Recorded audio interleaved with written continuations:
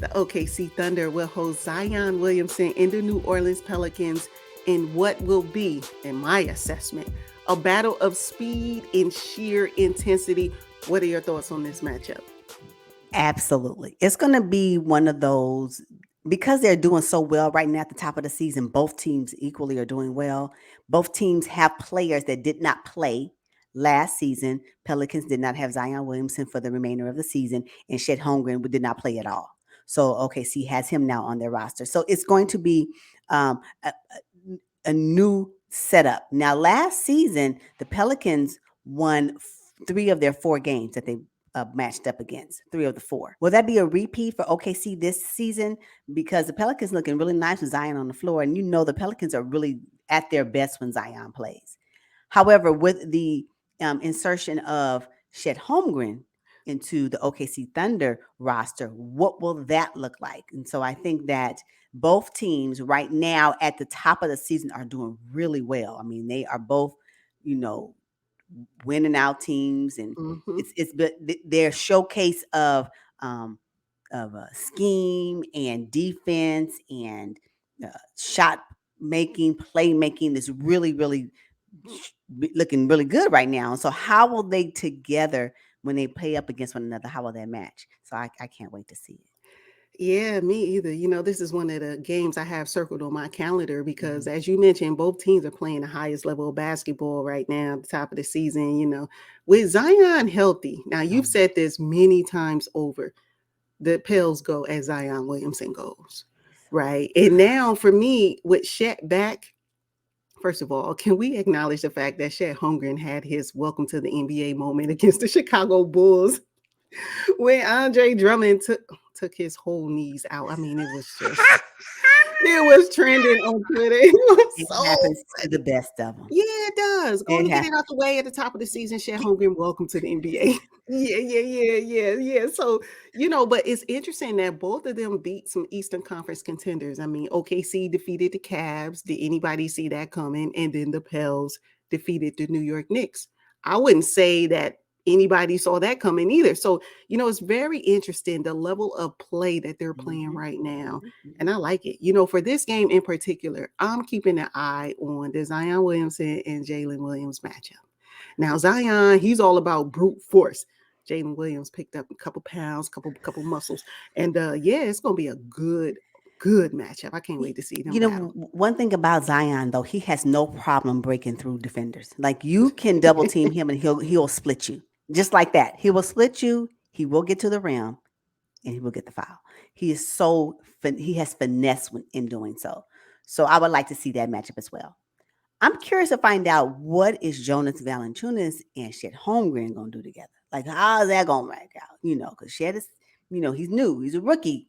I mean, I know he's his second year in this as an NBA professional NBA player, but this is his first season actually playing professional basketball. So, what will that look like? Because you know, Valanciunas is a veteran. Been around. How to move and create spacing. And I know that Shed, although he's been looking pretty good in the past two games or past few games, what does that look like? What does that look like defending the basket? I can't wait to see what that looks like. So yeah, yeah. Yes, that is one of my challenges I have for the OKC Thunder. I think all of my challenges for this whole season until Shaq gets Yeah. his feet underneath him really, is going to be centered around Shaq and his size and strength up against versatile Mhm. bigs, veteran grown men bigs. You talking about Valanciunas. I also see Larry Nance coming in as well. And then, Zion Williamson coming down the court. What is Shaq gonna take that charge? I wouldn't recommend it.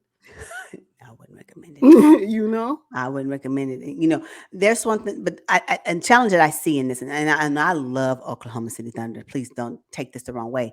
But one of the challenges I see with this matchup is the fact that when I think about the Pelicans and the multiple scorers that they have on their roster, I'm talking Mhm. about Brandon Ingram, Zion Williamson, and then you can have C.J. McCollum give you about 18. They're easy. Easy. So that's three scores that can get you double digits just off the rip, right? And then if I look at OKC, Shea Gildas Alexander gonna give you 30. Just pinky toe on the floor. He 30 points.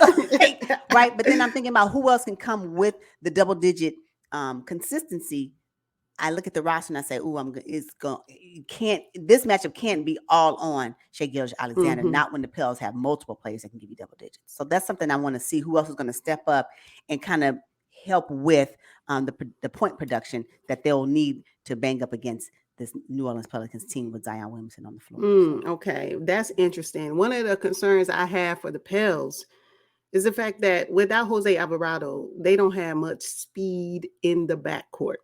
CJ McCollum is an old vet, 32 years old. I mean, hey, well, Shea Gilgeous is gonna have his Oh, way with he gonna him. have his way. Oh yeah. Oh yeah. Oh, Oh yeah. I dare CJ to stay in front of Shea. I No, dare him. he can't. He's not Yeah. going to be able to do that. No, and I No. do agree with you on that. I think that would help slow down Shea Gilgeous a bit. It ain't going to stop him, but it can slow him down. But I can tell you right Yeah. now, it will not be CJ McCollum. No. Yeah. They're gonna miss Jose Alvarado big time because hey. But I will say this: Herb Jones can lock somebody up.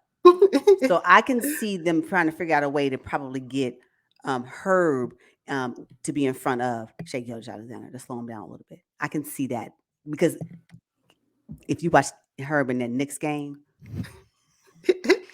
Yeah. the giggle that I had when he locked up Julius Randle, it was unfair. I said, "Oh, and when I talking about, it was almost like it was a shadow. Herb Jones is like a shadow to whoever he's defending. It was amazing. So yeah, I can see them kind of switching up that matchup just to put Herb Jones in front of Shea Gilgeous-Alexander. I can totally see it. Mm-hmm. And my response to that is good luck. Shea is too shifty. The stop and go game, his two-man game. Herb may have his moment of his ankles giving out. He may be on skates. He just may be on skates, but I still think he can get back up and still make it happen. So, everybody going to have a skate moment, right? Will this be Herb Jones' game? When you go up against Shea Gilgeous-Alexander, you just may be on skates. Oh my God. Okay. What I do appreciate about this New Orleans Pelicans team at the top of the season is their defense seems pretty solid. I want to know how does that fare up against what OKC Thunder can do defensively. So that's something I'm going to be watching when I see this matchup because it's going to take defense, right, to help to get stops. You got to get these stops. You got to get these deflections. You just got to do it, right? And so will OKC be able to do that? Lou Dart, I'm going to be looking for you. Lou, hey, how you doing? I'm going to be looking at you. Hey, this is where he can shine. This is it. Yes. Yeah. So that's something that I'm going to be watching for. And one of my challenges that I can see may be a determining factor on whether OKC comes out of this game successful. So, okay. Mm-hmm. So I think we know, in my opinion, I think that they're evenly matched, right? I think so. I think, when you put their starting five against the Pels starting five, either way it goes. This game can go either way. I think it's going to go down to the wire, though. Yeah, and I think that I have a sense that the Pels bench may be slightly stronger than OKC Thunder's bench. I mean, you got Larry Nance Jr. coming off the bench. You got Kira Lewis coming off the bench, and you got Cody coming off the Pels bench. That is a little bit more stronger for me, based off of what I've seen so far, than what OKC Thunder has coming off of their bench. So I would like to see what this bench production looks like when we're talking about both of these teams. Yeah, so that's something that's a good point. Watching. Yeah, because at the end of the day, you need bench production to kind of help you win games in some fashion. And I just want to know what OKC's bench is going to do up against the New Orleans Pelicans bench. Okay, good point. Now, it's going down to the wire. Who do you have overtime? I wouldn't be surprised if this game going to overtime. It would not surprise me. Yeah. It would not surprise me. Who's going to win, though? Who gets a dub? You go first. Well, I think it's going to come down to OKC. If they can play with pace and speed, I think they get the win. You think so? I have New Orleans Pelicans. Okay. I have the New Orleans Pelicans because if you don't find a way to either match Zion Williamson in points or stop him, that's going to be a problem for them. Yeah.